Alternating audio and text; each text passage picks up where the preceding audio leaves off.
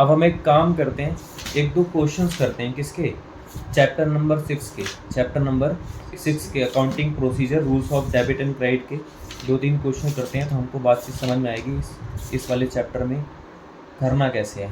जैसे मैं सबसे पहले ये क्वेश्चन नंबर 2 है 2021 एडिशन का क्वेश्चन नंबर 2 है, जहाँ पर लिखा हुआ है classify the following into assets, liabilities, capital, expenses and revenue. सबसे पहले जमीन गिवन है, सबसे पहले क्या गिवन है, इसलिए हमसे पूछ रहा है classify the following into assets liabilities, मतलब ये बताना है कि जो नीचे की दी गई जो आइटम्स हैं, जो अकाउंट हैं, ये एसेट्स हैं, लायबिलिटीज हैं, इनकम है, गेन है, कैपिटल है, क्या है, ये बताना है।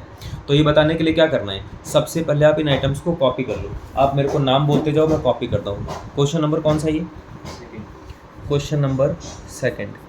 आइटम्स के नाम बताओ फटाफट से। अरे सेकंड वाला क्वेश्चन बोल रहा हूँ मैं, land, 1 minute.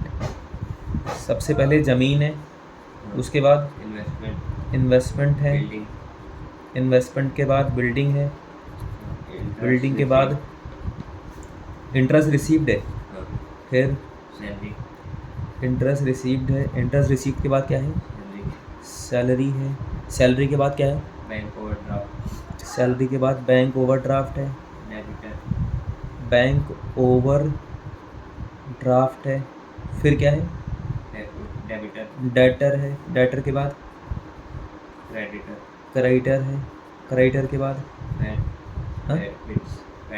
Bad debts, bad debts हैं, बैड डेब्ट्स के बाद कैपिटल, कैपिटल है, कैपिटल के बाद डेप्रिसिएशन, डेप्रीशिएशन, डेप्रीशिएशन है, डेप्रीशिएशन के बाद मोटर व्हीकल, डेप्रीशिएशन के बाद मोटर व्हीकल है, वेजिट, मोटर व्हीकल, मोटर व्हीकल के बाद क्या है, वेजिट, हम्म? वेजिट, मोटर व्हीकल के बाद फ्राइट है, क्या है वो, फ्राइट है, फिर वेजेस, फ्राइट के बाद है वेजेस, गुडविल, वेजेस के बाद है गुडविल, रिपेयर्स, गुडविल के बाद है रिपेयर, है ना, उसके बाद ख़त्म हो गया।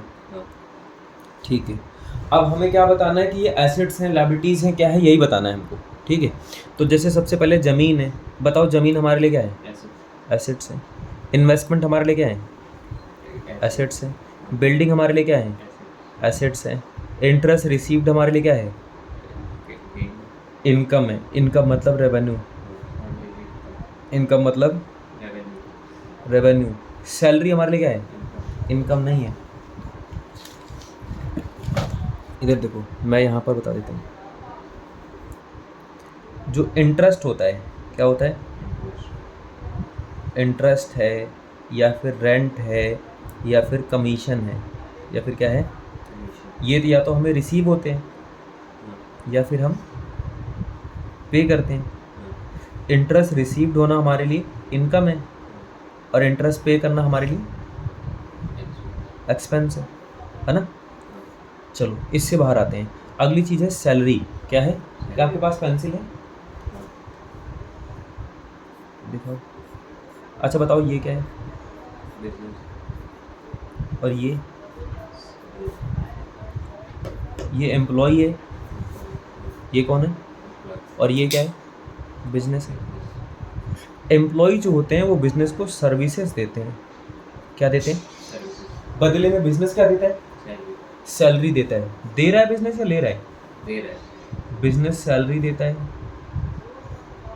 वेजेस देता है, बोनस देता है, इंसेंटिव देता है, और ना जाने क्या क्या देता है।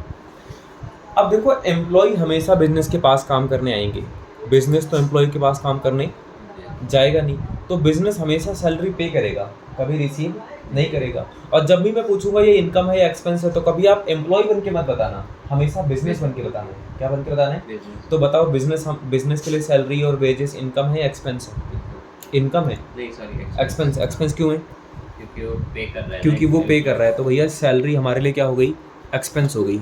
सैलरी हमारे लिए क्या हो गई, बोलो, एक्सपेंस हो गई। सैलरी को एक्सपेंस के रूप में लिखेंगे। बैंक ओवरड्राफ्ट, बैंक ओवरड्राफ्ट हमें समझ नहीं आ रहा, पर डेटर तो मैंने कल आपको बताया था। डेटर वो लोग होते हैं जिनको हम क्या बोलते हैं, पे करते हैं, जिनको उधार माल बेचते हैं, तो वो हमारे लिए एसेट्स होती हैं। डेटर हमारे लिए क्या होती हैं, और क्रेडिटर हमारे लिए लायबिलिटीज़ होती हैं, कल तो मैंने बताया था। हाँ, उससे हम लेते हैं। हाँ, और बैड डेट्स का मतलब होता है जो पैसा डूब जाता है। बैड डेट्स का मतलब क्या होता है? जो पैसा डूब जाता जो पैसा डूब गया। मान लो आपने किसी को 20,000 रुपये का उधार माल बेचा और सामने वाला है। कंगाल हो गया, ठीक है, तो पैसा डूब गया। तो जो पैसा डूब गया वो हमारे लिए क्या है? बैड डेट्स है। बैड डेट्स मतलब लॉस। लॉस को आप चाहो तो एक्सपेंस बोल सकते हो, ठीक है। कैपिटल तो कैपिटल होती है, कैपिटल तो कैपिटल होती है। अच्छा, तो मैं बता रहा था कि जो कैपिटल होती है, जो क्या होती है? कैपिटल तो हमारे लिए क्या होती है? कैपिटल ही होती है ना। बैड डेट्स हमारे लिए एक्सपेंस, मतलब डूबा हुआ पैसा हमारे लिए लॉस है, एक्सपेंस है, और कैपिटल तो हमारे लिए क्या है? कैपिटल है। फिर एक चीज़ है डेप्रीशिएशन। क्या है? डेप्रीशिएशन मैं आपको बाद में समझाता हूँ। अगली चीज़ है मोटर व्हीकल। बताओ मोटर व्हीकल हमारे लिए क्या है? एसेट्स हैं भाई। मोटर व्हीकल, मशीनरी, ये सब हमारे लिए क्या है? एसेट्स हैं। फ्राइट का मतलब होता है भाड़ा। फ्राइट का मतलब क्या होता है? और भाड़ा तो हम पे ही करते हैं, भाड़ा तो हम पे करते हैं, तो भाड़ा हमारे लिए एक्सपेंस है। भाड़ा हमारे लिए क्या है? एक्सपेंस है। वेजेस भी तो पे करते हैं, तो वेजेस भी हमारे लिए क्या है? एक्सपेंस है। और गुडविल हमारे लिए एसेट्स हैं। गुडविल हमारे लिए क्या है? एसेट्स हैं। और रिपेयर भी तो हम करवाते ही हैं, रिपेयर भी तो हम करवाते हैं, तो रिपेयर भी हमारे लिए क्या है? एक्सपेंस है। बात समझ में आई? दो चीज़ें अनक्लियर रह गई। क्या क्या?